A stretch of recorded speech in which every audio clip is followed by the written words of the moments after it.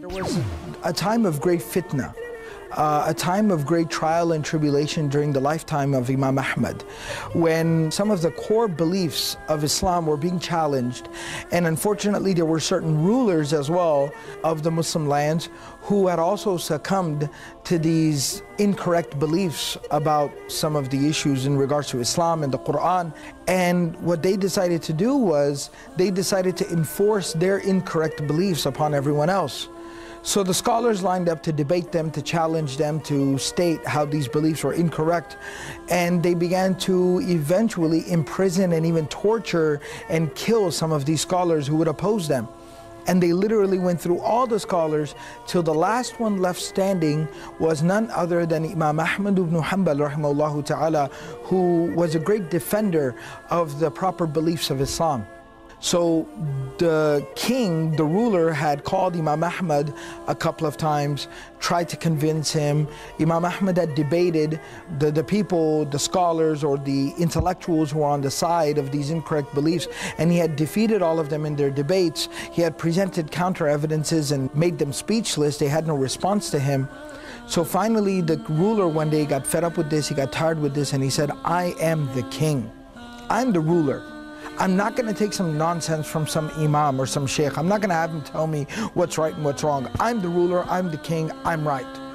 So he sends his soldiers over to Imam Ahmad's house. And he says, I want you to chain him up, tie him up like a prisoner. You know, like maximum security style. I want you to chain him up like a criminal.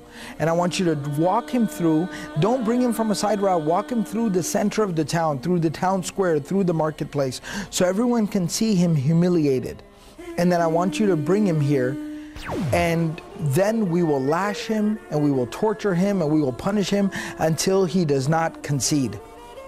So Imam Ahmad ibn Hanbal is now chained, and he's being brought through the town, and everyone's gathered around, everyone's watching, everyone's looking, everyone's gawking, you know, shocked and surprised at what's happening.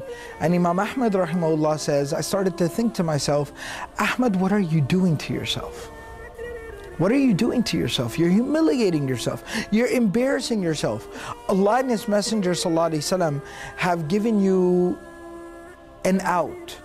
You can say whatever this oppressive tyrant, ruler, whatever he wants to hear, you can tell him whatever he wants to hear. As long as you believe the truth in your heart, you're good, you're fine, you're okay. But why are you doing this to yourself? Why are you humiliating yourself? Do you really want to leave this as your legacy? Humiliation, torture? And then he says, as I was thinking this to myself, I felt somebody tugging on my clothes, like my shirt, from behind me. And he said, I turned around, and it was a young man. And this young man seemed familiar. And he said, he goes, oh Imam, ya Imam Ahmad. He goes, do you know who I am? He said, I'm ul-Haytham. And Imam Ahmad tells us that ul-Haytham was the most notorious criminal of that time in that era. Right? He was like Billy the Kid. Right? So he was like this notorious criminal who was the most wanted man. He was at the top of the most wanted list. And he pulled him, he tugged him, and so when Imam Ahmad turned around, he goes, I'm ul-Haytham.